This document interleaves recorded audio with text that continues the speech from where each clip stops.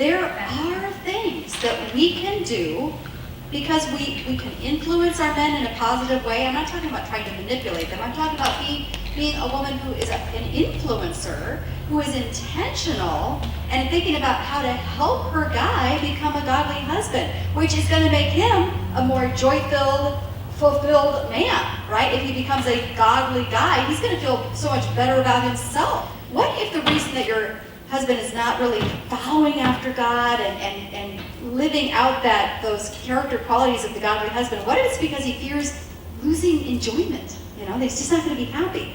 Well, here's a thought that came to mind. Make sure you display in your own life that following God is not boring, that it's not depressing, that it's not, life is just so gloomy and hard. I mean, what if you display joy and fun, and you are fun to be around, and you laugh a lot? I think Christians should be the most joy-filled people on the planet.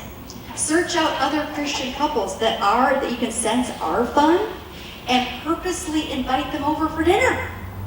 And these are not like rocket science ideas, but you can kind of sense which couples are fun, or you can just kind of sense, they seem like they'd be a fun couple. Invite them over for a game night. Invite them out for dinner. Go out to dinner with them. Whatever, If they have kids, invite their family over. Their kids can play with your kids. You guys can, play some games or whatever. Just laugh and have fun. Suggest a family service project or something where you can pitch in to help others and make it a fun experience.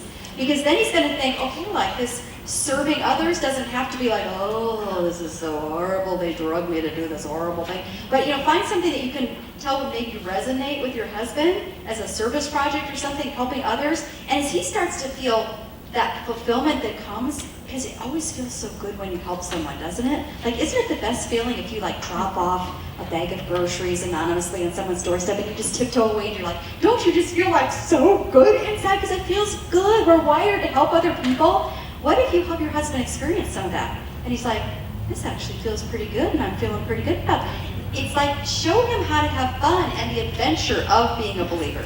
So what about if your husband is not stepping up to be a godly husband or a spiritual leader because you sense that he feels inadequate? And this is so huge for so many men.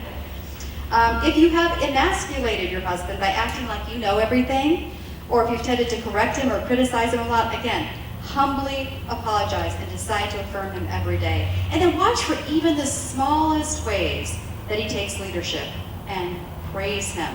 It could be offering an opinion, or maybe he's making a decision, or giving good advice. Thank him. Say, thank you so much. That was really helpful. The other day, my husband actually came up with a good idea.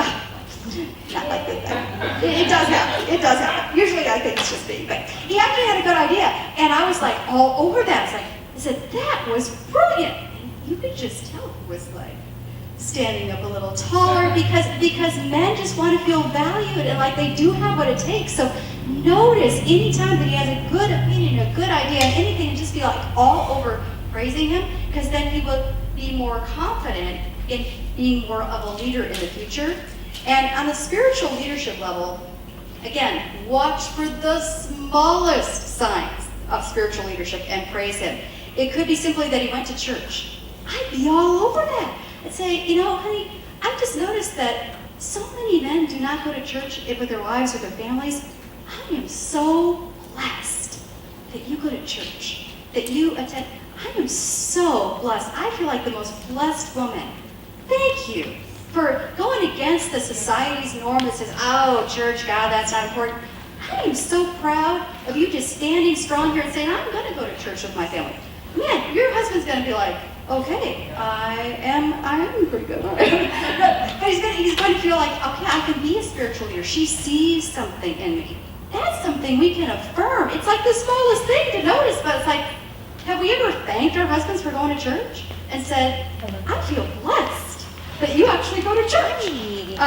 It could be if you've got a headache or something or whatever, and you just say, honey, like a real thing. You're not making you have a headache or whatever's going on, you got a migraine, I don't know, whatever, and you say, could you just pray for me right now? I really need you to just pray for me.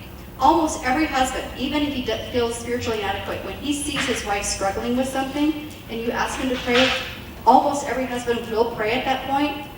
and be all over that and say, thank you, that meant the world to me.